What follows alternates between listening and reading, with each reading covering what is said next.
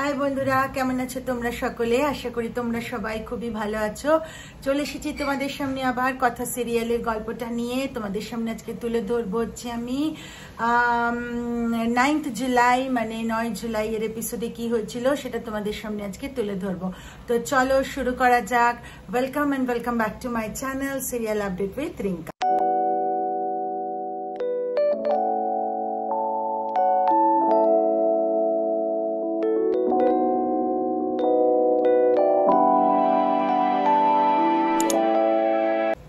তো বন্ধুরা, আমরা কথা সিরিয়ালে 9th জুলাই মানে 9 জুলাই দেখতে পারি যে কথাকে তো বিনায়ক স্যার এবং তার যে পুরো টিমটা বারণ করছে যে না, তোমাকে আমরা কিছুতেই পাঠাতে পারবো না।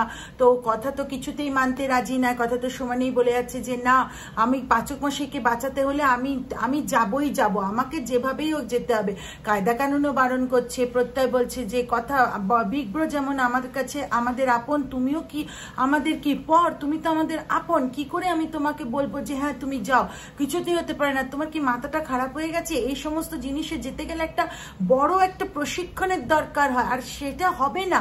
তো তখন যে বিনায়ক স্যারের যিনি মানে ওপরে যিনি রয়েছেন, ওনার স্যার যিনি, উনি বললেন যে দেখো, এটা করতে গেলে মিনিমাম 1 মান্থ লাগে একটা ট্রেনিং নিতে, আর সেখানে তোমাকে 4 দিন টাইম দিয়েছে যে না, সেখানে তুমি করবে কি করে? বলছে 4 দিন টাইম দিয়েছে, আমি 3 দিনের মধ্যেই করে দেবো। আর বিনায়ক স্যার তো আমাকে কিছু কিছু তো ট্রেনিং দিয়েছিল, আমার তাতেই হবে।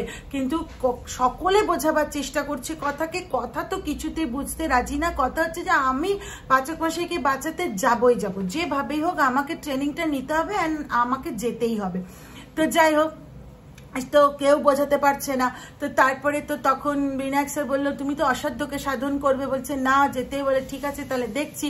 অপরদিকে আমরা দেখতে পারি আমাদের এভিকে একজন খেতে দিতে আসে, এবং খেতে দেওয়ার সাথে সাথে দরজাটা বন্ধ করতে যাবে। ওই মোমেন্টে এভি বলে তো একটু দাঁড়ান। তো বলছে মহিলাটি বলছে আমাদের মানে মেহমানের সঙ্গে কথা বলার কোনো নিয়মেই নেই।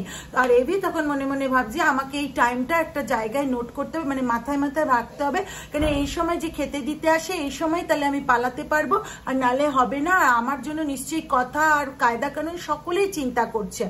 যাই হোক, অপরদিকে আমরা আবার ওই অ্যাকশন ক্যাম্পে দেখতে পারি যে কথা তো সমানে জোর জবরদস্তি করেই যাচ্ছে। তারপর যখন বলছে যে এর মধ্যে আবার কর্তা দাদুর ফোন এসছে ছোটকার কাছে, ছোটকা তো কিছুই বলতে পারছে না। তো তখন কথাকে বলছে ও কথা আমি কি বলি এখন বাবাকে?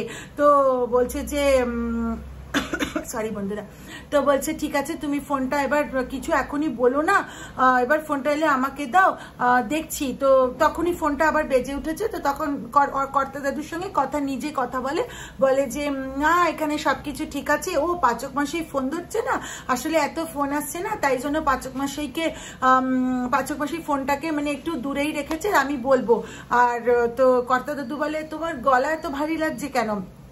তো তখন ও কথা বলছে যে আসলে এত বরফ টরফ পড়ছে, ঠান্ডা তো, তাই গলাটা একটু ভারী ভারী লাগছে। ও কিছু না, আমরা সবাই ঠিক আছি।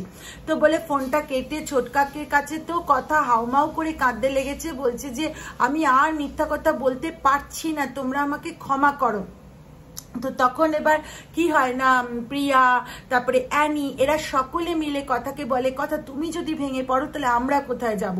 তো যাই হোক, এবার কথা বলছে যে আমার সামনে কোনো মন্দির আছে, আমরা একটু যেতে চাই। তো তখন সকলে বাড়ির লোকেরাও বলে যে আসলে আমরা মা আনন্দীকে মানে খুব মানি, আর ওটা বিশ্বাসের ব্যাপার, ও একটু যেতে চায়, ওকে একটু যদি ব্যবস্থা করে দেয়। তো সকলে আর কি ব্যবস্থা করে দিল।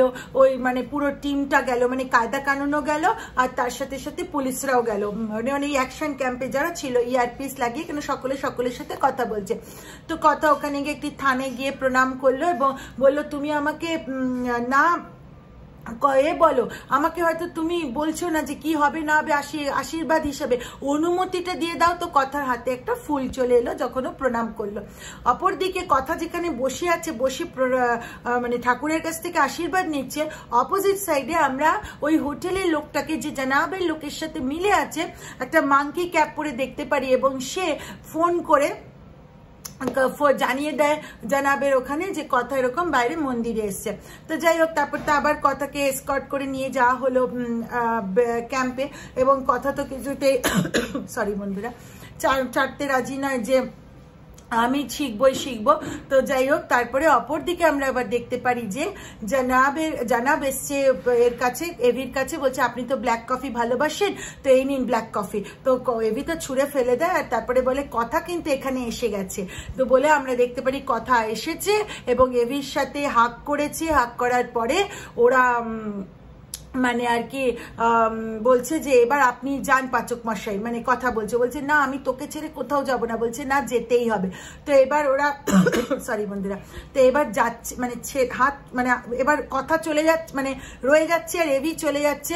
ওই মোমেন্টে হঠাৎ করে এভি আবার মানে হচ্ছে এভি এটা মনে করছিল যে কথা এসছে এবং কথা এখানে থেকে যাবে কেন, কথার জন্য তো প্রচন্ড চিন্তা হচ্ছে।